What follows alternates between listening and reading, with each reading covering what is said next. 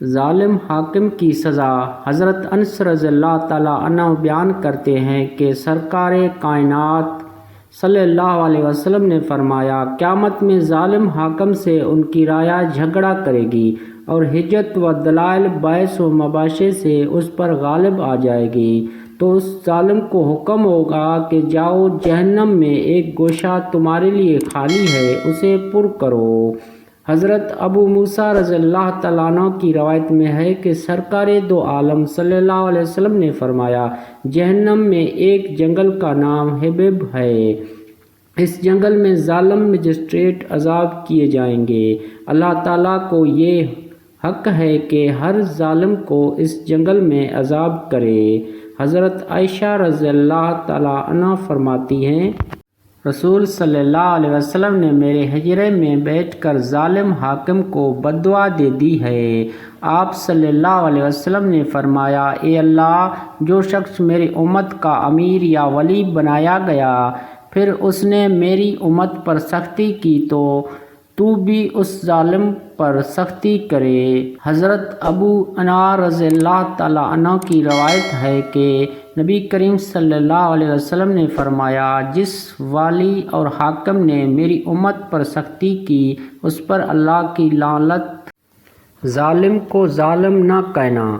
حضرت عمر رضی اللہ تعالیٰ عنہ فرماتے ہیں کہ رسول صلی اللہ علیہ وسلم نے مجھ سے فرمایا کہ جب تو میری امت کو اس حال میں دیکھے گا کہ ظالم کو ظالم کہنے سے ڈرنے لگے تو اس سے رخصت ہو جانا، یعنی ان کی مجلسوں اور محفلوں میں شرکت نہ کرنا۔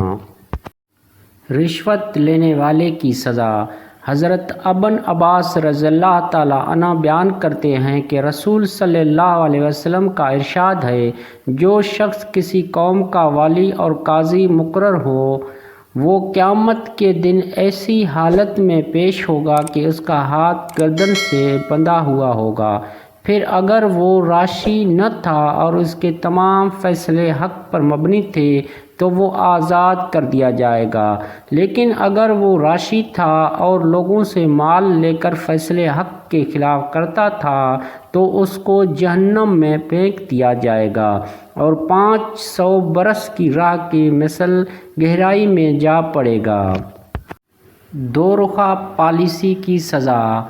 حضرت حسن رضی اللہ تعالیٰ عنہ فرماتے ہیں کہ جناب نبی کریم صلی اللہ علیہ وسلم کا ارشاد ہے کہ ایک شخص جو جنت کا دروازہ کھول کر بلایا جائے گا، جب وہ قریب پہنچے گا تو بند کر لیا جائے گا، پھر دوسرے دروازے سے آواز دی جائے گی، وہاں بھی یہی سلوک ہوگا، غرض یہاں تک کہ وہ نا امید ہو کر جانا چھوڑ دے۔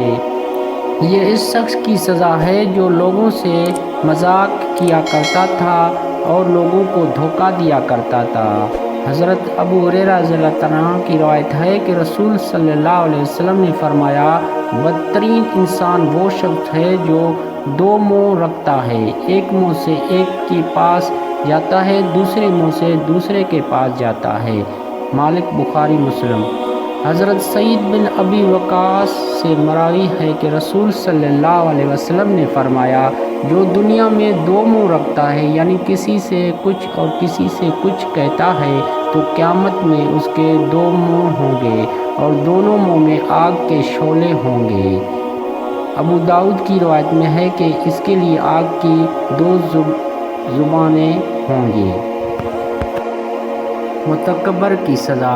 حضرت عمر بن شعیب رضی اللہ تعالیٰ عنہ نے محبوب عالم صلی اللہ علیہ وسلم سے روایت بیان کی ہے کہ متکبر قیامت میں چیونٹیوں کی مثل ہوں گے، ان کو اہل محشر ڈھونڈتے ہوں گے، آگ ان کو چاروں طرف سے گھیر لے گی، جہنم کی ایک خاص قید خانے میں ان کو عذاب کیا جائے گا جس کا نام لبوس ہے، ان پر نہایتی تیز آگ چلائی جائے گی اور ان کو دوزخیوں کے زخموں سے نکلا ہوا کیچ لہو پینے کو دیا جائے گا۔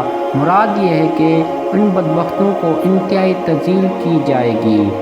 حضرت ابو ہریرہ رضی اللہ تعالیٰ عنہ نے فرمایا کہ ایک حدیث قدسی میں ارشاد ہے کہ حدیث قدسی جو عزت کی جانب منسوخ ہو، اکبر اور عظمت میری دو چار چادریں ہیں جو ان کو مجھ سے چھینتا اور کھینچتا تانی کرتا ہے میں اس کو جہنم میں ڈالوں گا۔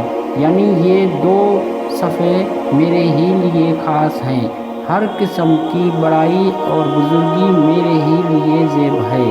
مسلم ابو داؤد ابن ہے۔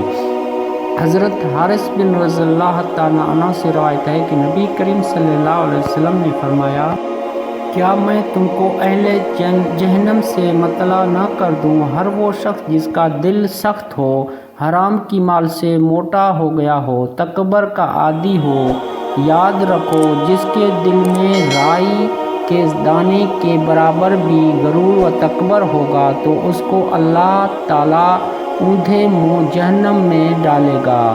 بخاری مسلم۔ بعض روایتوں میں متکبر کے ساتھ فقیر اور مسکین کی قید بھی آئی ہے، جسے طبرانی میں ہے کہ جنت میں 3 شخص داخل ہوں گے، ایک وہ فقیر باوجود غربت کے خود بینی اور تکبر کرتا ہے، دوسرا بوڑھا جو بڑھاپے میں بھی زنا نہیں چھوڑتا، تیسرا وہ شخص جو اللہ تعالیٰ پر اپنی نیکی اور عبادت کا احسان رکھتا ہے۔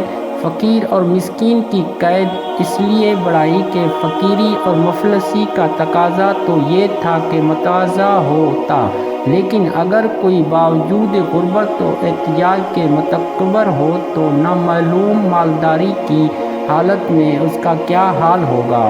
حضرت عمر رضی اللہ تعالیٰ عنہ سے روایت ہے کہ سرکار دو عالم صلی اللہ علیہ وسلم نے فرمایا، کبر سے بچو، کبر ہی وہ گناہ ہے جس سے سب سے پہلے شیطان کو تباہ کیا۔